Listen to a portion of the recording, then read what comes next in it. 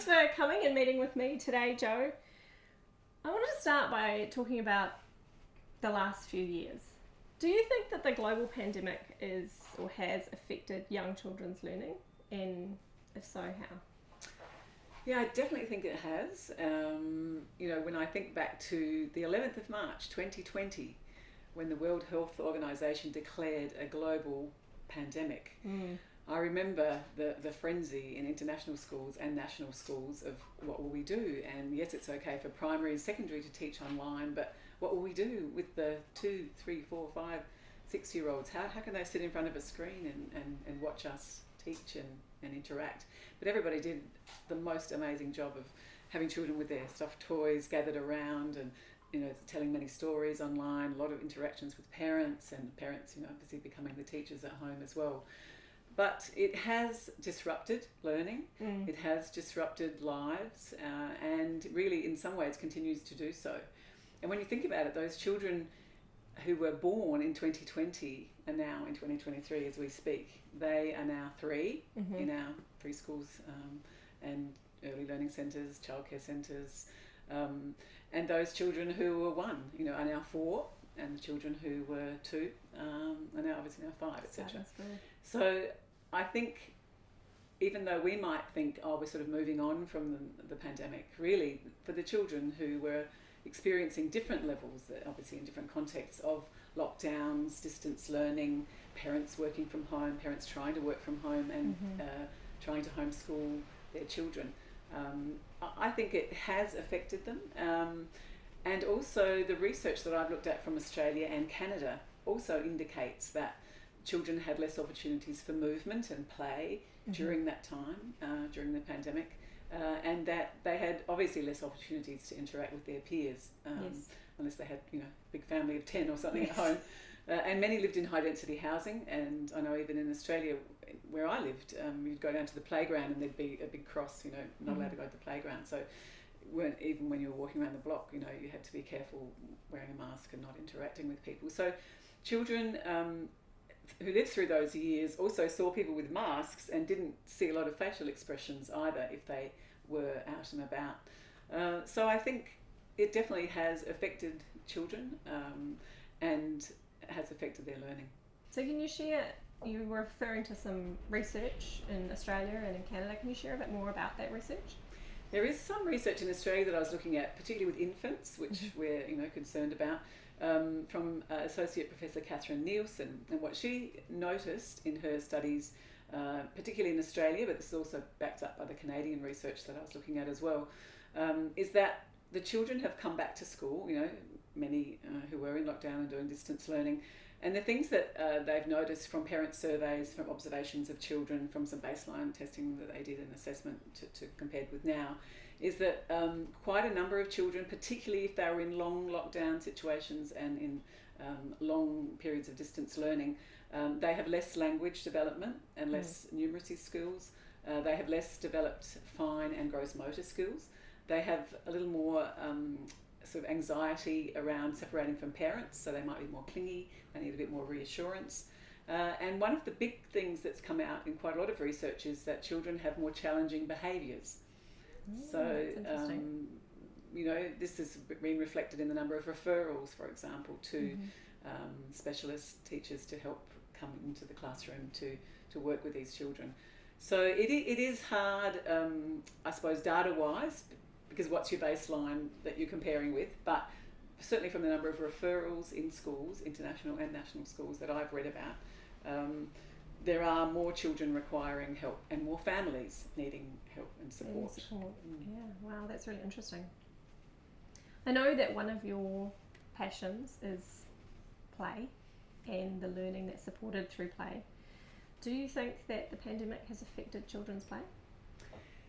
Yes, I do think it has, and anecdotally I think it has in the schools that I work in and the preschools and what teachers are telling me, but also from the studies from Australia and from Canada. They've shown that there has been, during the pandemic, there was less play and less movement, so children were, obviously more sedentary, more looking at screens and inside a lot more. But also, I think the sort of environment when they've come back and they've wanted to play with each other and you know, there have been play environments set up for them. What's been shown in the Australian research is that the children have more trouble sharing, more trouble taking turns, a little bit more trouble taking into account another child's perspective, a little more difficulty, you know, maybe in a large group of 20, you know, sitting in a large group. So, you know, as time goes along, of course, those things will change and children will adapt. And, you know, we know due to neuroplasticity that children are very resilient. So, you know, children will adapt. But there still have been cases where some children have been affected and that the play skills that they might have developed as toddlers, that they didn't have the opportunity to. People are saying we're playing catch up with those play skills and we're having to explicitly model turn taking, you know, your turn, my turn, and there's, you know, one resource and, you know, this is what turn taking is about. Perhaps those things that they might have learned, but they were in the grips of the pandemic, they might have learned when they were 2 and 3 and 4, they're now experiencing and learning when they're 4 and 5 and 6 and older. So does that make sense? Yeah, absolutely. And some of the teachers that I've talked to who are more at this 5 and 6 year old level have actually talked about changing whole units and saying we're not going to teach that unit anymore because these children need a unit that's going to give them opportunities to build those skills that have been missed. And so they're actually taking out whole units that they might previously have taught with 5-year-olds and putting in new units to explicitly give students opportunities to learn some of those skills in a much more explicit way. You know, my background is very much about concept-based, but actually building conceptual understandings about things like sharing and taking turns and really articulating those understandings, why that's important, about making friends, about initiating play, also like teaching children explicitly how do you initiate play. Yes. You know, I know from even my own children, we've been talking to my 6-year-old recently about when he wants to play with his 9-year-old sister, how do you initiate that play? Because jumping on her might not be an effective way to get her to play with you. And so actually being, you know, quite explicit about some of those skills. So Jo, what do you think the needs are for these children who have come through with their learning and their upbringing disrupted by the pandemic? That's a good question. I guess it's the human connection that they were missing, that we need to provide maybe more of, or not necessarily to compensate, but more of that human connection. And what better way to provide a human connection than to provide opportunities for children to play? Yes. Because that social emotional learning, like you've just said, is one of the most important things anyway in their lives, but in these times even more important for us to focus on. Yeah, absolutely. So Jo, what do educators need to be doing then? How do we approach this? I think there needs to be even more of a focus on listening. Yes. What they talk about in the Reggio Emilia approach is that pedagogy of listening.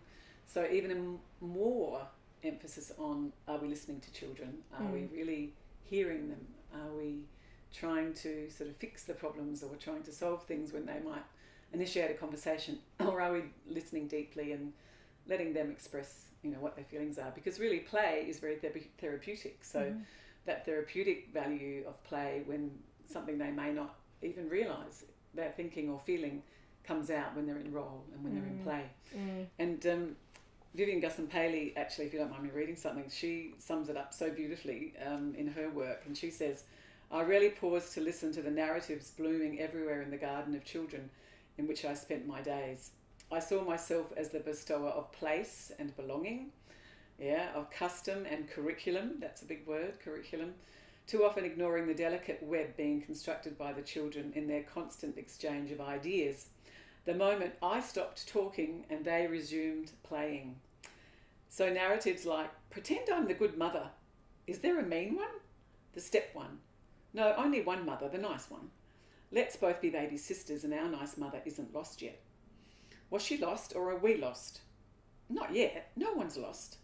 This is the part where we're still happy. So I wonder if that reminds me of you, or you've got 2 girls. I wonder if it reminds you of any narratives that you... Oh, I love listening to children at play and the things they come out with and the ideas that they have. there's so much creativity that somewhere gets lost between childhood and adulthood, but Yeah. it's the magic of that opportunity to play freely. Mm. I read something years ago, and it talked about it was a mother just basically saying, I love to talk to children because you know that they're really listening to you and they're not thinking, have I paid my credit card bill in their conversation?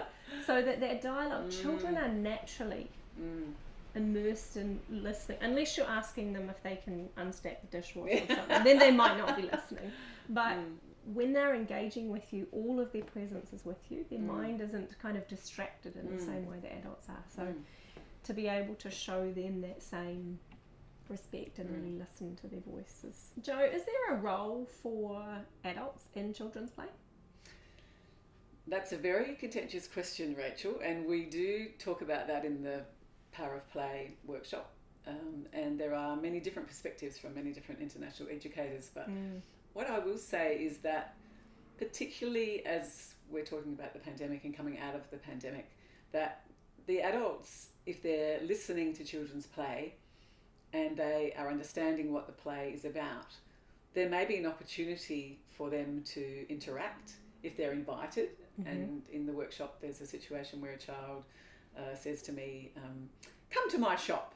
And so I go into role and say, oh, can I come to your shop please? And he says, yes, come in. And then what would you like to buy? So because you're there listening and you're not going in with your agenda about, I'm going to teach them about this is 5 cents, this is 10 cents, this is 15 cents, how much does it cost? You're coming in listening to them. And he said, I've got jewels and a rock. And I buy one of them. And he says, no, I need that for my spaceship. And I said, well, could I sell it back to you? So I was really trying to tune into what he wanted and what he was selling, and that he wanted actually to get it back from me. So you can't take that away with you. I wasn't just going to say, here, have it. Well, would you like to buy it back? So I think if you are listening, then there possibly could be a role. There is some data from Professor Julie Fisher in England, and she worked from 2010 to 2014 in Oxfordshire in England on some pretty instrumental research in the field of early childhood. And she did publish a book with the results, interacting or interfering, improving interactions in the early years.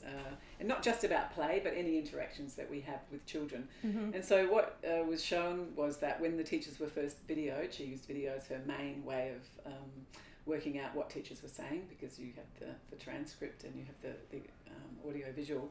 And at first the teachers watched the first lot of videos and they went, oh, we talk too much, we just dominate the whole conversation, we're never doing that again. And she said, no, it'll be fine. So the next time she did it, the second time, they were all really quiet and they hardly spoke with the children. So by the third, fourth, fifth and consecutive times, they were, perhaps more normal, but perhaps not as wordy and as verbose as the very first time. But generally what the results showed from her research was that teachers talk too much and they ask too many questions. And so the research, this is with the youngest children as well, teachers are coming in with their teacher hat on, with a teacher agenda. I've got this teaching point about sinking and floating, or I've got this teaching point about, whatever the children are doing. So what she said from her 4 or 5 years of really looking at these videos and analysing them, many, many times and with the teachers, was that if the teachers had spent a bit more time, I suppose, planning their intentional teaching in their small group time when they were teaching sinking or floating, or they were teaching a particular concept that we talked about before, and they were more focused on this is what we want to achieve and this is the way we're going to achieve it, engage, all of the steps that you use in your concept-based, then they wouldn't need to be going into the play, in the water play when the children are experimenting and with another agenda. Yeah, they wouldn't need to go in with another agenda if they were clear about those other times of the day that they do have more structured learning, what their plans were and what the concepts really are that they're wanting to teach. So the teachers then really reflected on this and said, gee, we asked too many questions, we talked too much. And in the Power of Play, we then go into a lot of detail about, well, what could you be doing instead of asking questions? What could you be doing instead of perhaps talking too much with your agenda? Yeah, so absolutely. So can you give us an example of when we would interact? Okay, so I can think of an example where I had been observing some children for quite a long time, and another teacher had as well. And I had watched one child called Hunter, who was 4, say to his friend Jonathan, as they were getting out of a police car, "Jonathan, when I leave, you tell me that I've left the motor on and to come back and turn it off." Oh, I love it. And so I watched that, and then of course Hunter did go back and turned the motor off, and then Jonathan said, "Good, let's go off to our jail now that we're making." So there was a jail, and they were probably getting 3 or 4 children at the time that I was watching, and the day before they'd been doing it too, taking them to jail, but a bit roughly, like handcuffs, behind your back, pushing them a little bit. And the children were like, "We don't really like that," so they all decided not to play. So I went up and said, "Would you like me to be one of the people that you take to jail?" And they're like, "Yeah. We handcuff you." And I said, "Well, but I'm a good person. I've just done maybe not a good thing. So can you just be careful when you handcuff me?" And they're like, "Okay." So we went to jail, and what sort of transpired over time, there were a group of children who had been involved who saw that they were being a bit gentler, so they came along, "Can we join in the game?" Oh, nice. So in the jail, it was sort of a discussion about, I said, "Well, maybe you could teach me some things in jail, because I can't read and write very well, and I don't know how to do woodwork. And I'd like to do that when I leave." And they were like, "Okay." So they were getting pens and paper out, teaching me how to write and how to do woodwork. And so in the end, there was this sort of lovely feeling in the jail of, oh, we can rehabilitate these people, and they can, go off into society and be good people. Wouldn't have anyone to be bad people then and catch them. But it was sort of almost this narrative, this social learning that was taking place that perhaps would not have happened if I had not taken on a role in their play. And rather than saying, "You're being a bit rough with those children, can you please stop?" or "How do you feel about those children being rough with you?" It was more of a therapeutic, I guess, way of dealing with that situation. And also gave the other children an opportunity to hear that you could express to them that you didn't want to be treated roughly. Yeah, beautiful. Exactly. So what do you think the children are learning from this kind of play? Well, when you think about what's happened lately in France, where a riot was sparked by police allegedly, being violent towards someone, children pick up on these kind of things. They might not explicitly watch the news, but they know, about shootings. They know about violence in the world, and if we can be in some way helping them to understand that, there is violence in the world and there are things that are bad, but that we can do something about that, and we can rehabilitate people, and we can, work together for reconciliation and for healing, I suppose, is, a very important message in our society. And I think one that we can help to impart through our relationships with children. So we started the conversation talking about the pandemic and the effects that that's had on young children today. Are there other reasons that we should be really mindful of play and giving students rich opportunities for play? Well, there are probably many, many reasons, aren't there, besides what we've talked about. But one that springs to mind is that it's fairly well documented, and certainly in the Canadian research that I looked at and the Australian research, that children are spending a lot more time on screens, some more screen time, and I think probably pretty much everybody who's listening to this would know that.